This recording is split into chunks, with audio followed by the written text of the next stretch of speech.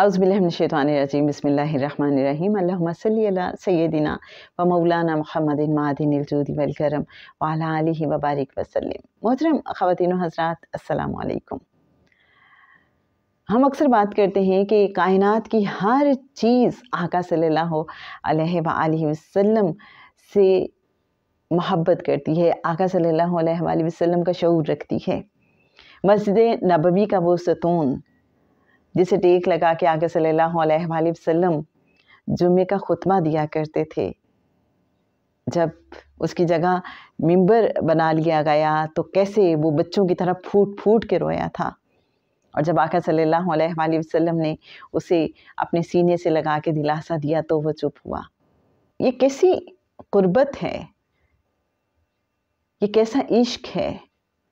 वो जमादात हों, वो नबातात हों, वो इंसान हों, कायनात की हर शय आका सल्लल्लाहु अलैहि वसल्लम से मुत्तसिल होना चाहती है, इत्तिसाल में रहना चाहती है, क़ुर्ब ख़ास चाहती है। अब आप ये देखिए कि जबल उहद आका सल्लल्लाहु अलैहि वसल्लम ने फरमाया, सही बुखारी और सही मुस्लिम की हदीस है, मफ़हूम है कि ये उहद पहाड़ है, ये हमसे मोहब्बत करता है और हम इससे मोहब्बत करते हैं। बज़ाहिर आम इंसान की सोच से देखें तो इंसान हैरान हो जाएगा कि अच्छा, ये तो पहाड़ है जिसको एक आम इंसान बेजान समझता है, लेकिन वो बेजान तो नहीं है ना। ये तो हमारी समझ की कमी है, हमारा नाकिस फ़हम है अगर हम ये समझ रहे हैं कि वो बेजान है। कायनात की हर चीज़ आका सल्लल्लाहु अलैहि वसल्लम का शऊर रखती है, क्योंकि हर चीज़ आका सल्लल्लाहु अलैहि वसल्लम के मुबारक नूर से तख्लीक हुई है। अगर हम थोड़ा गहराई में देखेंगे तो हमें वो ताल्लुक़ समझ आना शुरू हो जाएगा।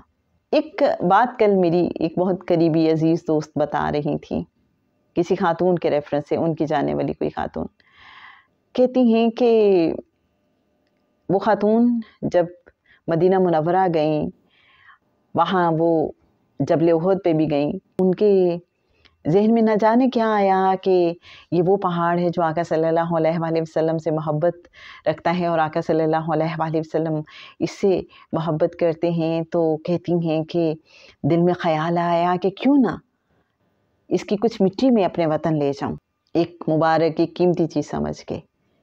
कहती है मैंने कुछ मिट्टी उसकी ली और ऑब्वियसली पाकिस्तान आ गई।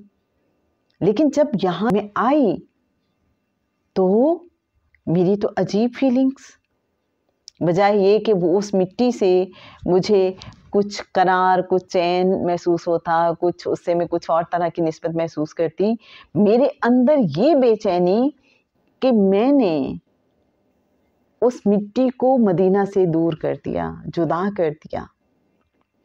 क्योंकि मदीना पाक की कोई चीज़ मदीना से दूर नहीं होना चाहती। जब ये एहसास मेरे अंदर आया कि ये मैंने क्या कर दिया, मैंने जुदा कर दिया इस मिट्टी को, मैंने वो मिट्टी बन के सोचा खुद को, तो मुझे उस जुदाई का, उस हिजर का एहसास हुआ। जब तक वो फिर मैं वापस ख़ास तौर पे उस मकसद के लिए गई कि ये मिट्टी वापस उस जगह पे पहुंचाऊं, मैं मदीना मुनव्वरा, उस जबल उहद पे, और जब तक मैंने ऐसा नहीं कर लिया मुझे चैन नहीं आया। ये कैसी बात है। वो जो एक अल्लाह वाले, मुझे उनकी बात याद आती है, पुराने ज़मानों का किस्सा है। जब कोई बहुत बड़े बुज़ुर्ग हिंदुस्तान से मदीना मुनव्वरा आए हुए थे और वहाँ एक यतीम बच्चे को उन्होंने देखा। उनके दिल में आया कि ये यतीम बच्चा है, इसको मैं अपने वतन ले जाता हूँ, इसको मैं पढ़ाऊँ लिखाऊँगा, इसको आलिम बनाऊँगा। अब वो उस बच्चे की बेहतरी के लिए सोच रहे हैं। वो उस बच्चे से बात करते हैं। बच्चा जब सोचता है कि अच्छा मैं एक बड़ा इंसान बन जाऊंगा और मुझे इतनी ज़्यादा सहूलतें मिलेंगी, वो पूछता जा रहा है क्या मुझे वहाँ ये भी मिलेगा, घर भी अच्छा मिलेगा, अच्छा कपड़ा भी मिलेगा और अच्छा खाने पीने को भी मिलेगा, फिर अच्छा माहौल होगा, तालीम और तरबियत भी अच्छी हो जाएगी, वो सारी आसाइशें मिलेंगी। फिर वो गुंबद खज़रा की तरफ इशारा करके कहते हैं क्या ये भी वहाँ पे होगा? تو وہ بزرگ ایک دم سے آپ دیدہ ہو گئے، کہتے یہ اگر وہاں ہوتا تو میں یہاں کیوں آتا؟ تو بچہ کہتا مجھے تو یہاں سے کہیں نہیں جانا، پھر تو مجھے کچھ بھی نہیں چاہیے، اگر یہ وہاں نہیں ہے تو پھر مجھے کچھ نہیں چاہیے، مجھے یہیں رہنا ہے۔ ان پہ سب کچھ قربان۔ میرے اچھے ناظرین، میرے محترم ناظرین، مدینہ کی کوئی چیز، وہ ایک خاک کا ذرہ ہی کیوں نہ ہو، وہ مدینہ سے جدا نہیں ہونا چاہتا۔ اور کتنے خوش نصیب ہیں وہ کہ جو دنیا میں جہاں کہیں بھی ہوتے ہیں وہ وہیں سے متصل ہوتے ہیں، ان کا دل مدینہ ہوتا ہے، ان کا رواں رواں مدینہ ہوتا ہے، وہ وہیں بستے ہیں، وہ وہیں رہتے ہیں۔ اللہ ہمیں بھی ایسا ہی احساس، ایسا ہی قرب عطا فرمائے۔ اللہم صلی علی سیدنا و مولانا محمد معدن الجود والکرم وعلی آلہ وبارک وسلم۔